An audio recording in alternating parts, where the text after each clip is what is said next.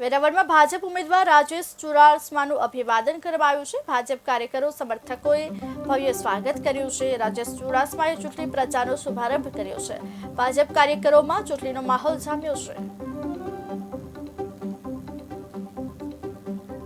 ખાસ કરીને જ્યારે ત્રીજી વખત આ જૂનાગઢ અને ગીર સોમનાથની જનતાની સેવા કરવાની તક આપી છે ત્યારે દેશના પ્રધાનમંત્રી નરેન્દ્રભાઈ, અમારા રાષ્ટ્રીય અધ્યક્ષ જેપી નડ્ડાજી, અમારા ગૃહમંત્રી અમિતભાઈ શાહ, અમારા પ્રદેશના અધ્યક્ષ સી.આર. પાટીલ સાહેબ તેમજ અમારા રાજ્યના મુખ્યમંત્રી આદરણીય ભૂપેન્દ્રભાઈનો હું ખૂબ ખૂબ આભાર માનું છું। ત્રીજી વખત જ્યારે મને આ વિસ્તારની સેવા કરવાની તક આપી છે ત્યારે દરેક મંડળમાં કાર્યકર્તાઓમાં ખૂબ ઉત્સાહ છે। આજે વેરાવળ મુકામે ટાવર ચોક ખાતે વેરાવળ મંડળ, તાલુકા મંડળ અને વેરાવળ શહેરના મંડળના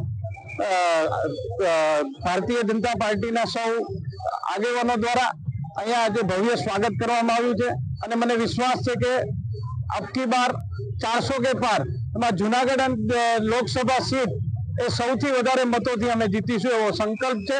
અને જે ભારતીય જનતા પાર્ટીના કાર્યકર્તાઓ અને આગેવાનોએ આજે મારું જે ભવ્ય સ્વાગત કર્યું એના માટે હું એમનો ખૂબ ખૂબ આભાર માનું।